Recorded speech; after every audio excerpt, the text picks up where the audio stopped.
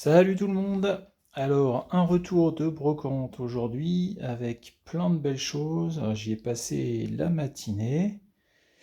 Donc, par quoi on commence? On commence par les pichets. Les pichets années 50, 60. Très mignons, bien pensus avec leur bec caractéristique. Donc très sympa, dans des couleurs un petit peu ternes, sauf pour celui-ci là, qui est d'un bleu pétrole bien vif. Donc joli petit pot des années 60. Très sympa. Des poêlés peut-être. Euh, un vase, années 70. Donc ça c'est de la céramique allemande.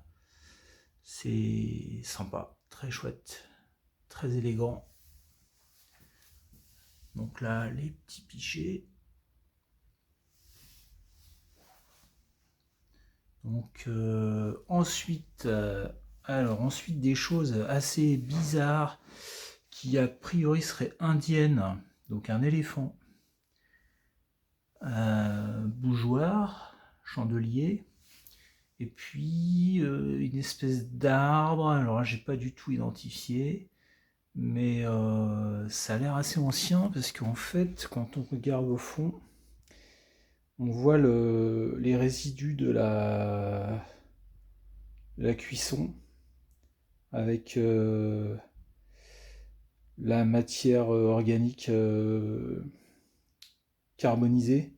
Donc pour moi, c'est assez ancien. Je dirais que c'est au moins avant la guerre. Là, c'est pareil. Donc je pense pas que ce soit des choses des années 50. Pour moi, c'est début 20e, voire fin 19e.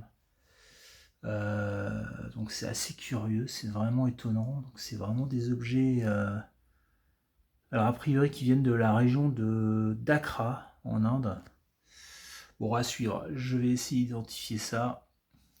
Après, quelque chose d'un peu plus simple, un joli, peut-être un vinaigrier, mais alors il est soufflé, il n'est pas moulé, donc il est très irrégulier, très joli, avec ce verre ambré. Voilà, pas du, enfin, ouais, très très vieux à mon avis. Moi je dirais première moitié du 19e, mais je peux me tromper, mais voilà, il n'est pas moulé, hein, donc c'est vraiment quand même quelque chose d'assez ancien avec un verre avec des imperfections. On voit ici la marque de Le Pontil. Voilà. Après, alors là, je me suis fait plaisir, je l'ai payé assez cher, là, ça. Mais c'est un vase de Monte Carlo des années 50. Donc, typique donc de la manufacture de. Bah, il y a le prix à 20 €. Donc, de la manufacture de Monte Carlo. Donc, moi, ça me rappelle, ça m'évoque la Côte d'Azur des années d'après-guerre, 50, 60. Donc, James Bond, le festival de Cannes, tout ça. Donc je trouve ça assez sympa, c'est hyper coloré, c'est voilà, il y a de la gaieté, il y a de la joie de vivre, c'est sympa. Mais voilà, bon, pas donné. Après, alors ça, je suis assez content parce qu'en fait, c'était un peu dans le fourre-tout, mais je pense, enfin, je suis même certain que c'est une assiette japonaise Imari. Alors après, la question, c'est de savoir de quand elle date. Est-ce qu'elle est fin 19e ou plutôt début 20e, première moitié du 20e, sans doute quand même 20e. Mais elle est très sympa, très jolie, avec des jolis motifs bien délicats. Ouais, complètement typique de la production d'Imari.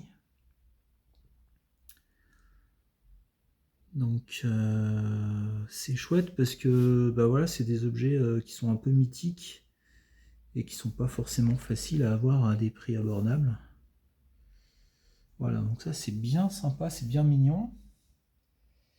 Ok, alors après on passe à 2 assiettes. Alors là je suis vraiment content. C'est 2 assiettes à dessert. Benjamin Rabier, des assiettes parlantes. Donc Benjamin Rabier, bon, on reconnaît bien son style.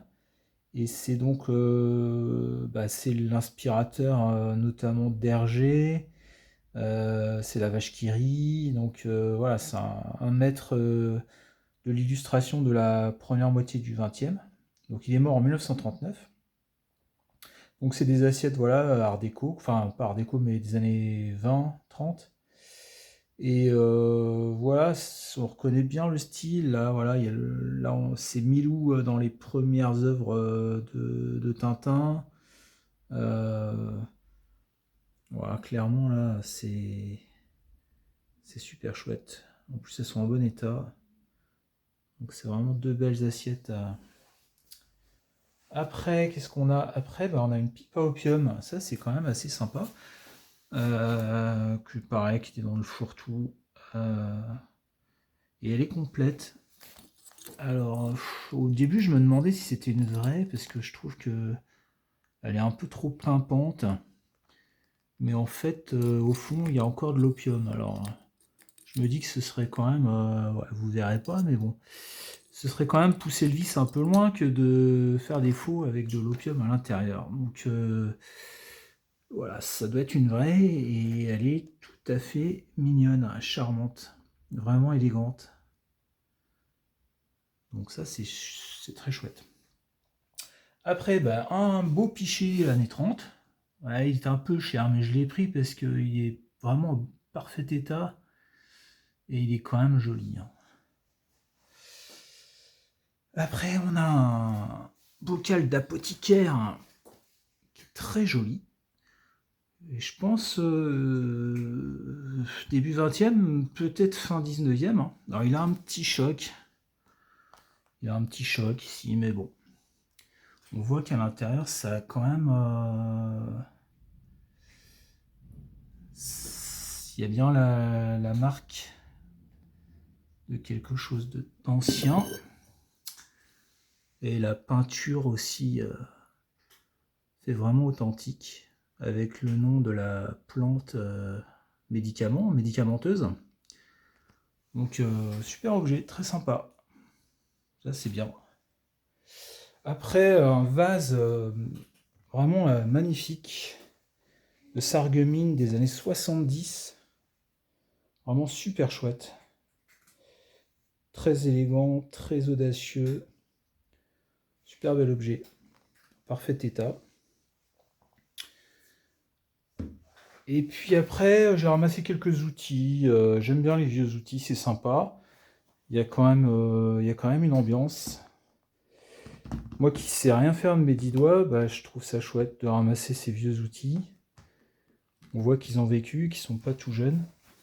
Notamment celui-là qui est marrant, puisque c'est une tondeuse à moutons, je pense. Là, c'est une vache qui est représentée ici. Voilà. Mais ouais, je pense que c'est peut-être plutôt pour les moutons, pour les bêtes en général.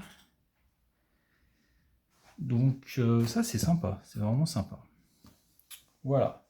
Bon au final une super sortie hein, avec tout un tas de choses, des outils, des beaux pichets des années 60, un peu de céramique, un peu de trucs vieux de pays lointains, l'Inde, la Chine, toutes les époques aussi, années 30, années 50, années 70, peut-être 19e, probablement même ici, voire peut-être 18e. Hein. Peut-être pas exagéré, mais pourquoi pas. Bref, au final, un bel ensemble, une belle sortie. Allez, à plus, ciao.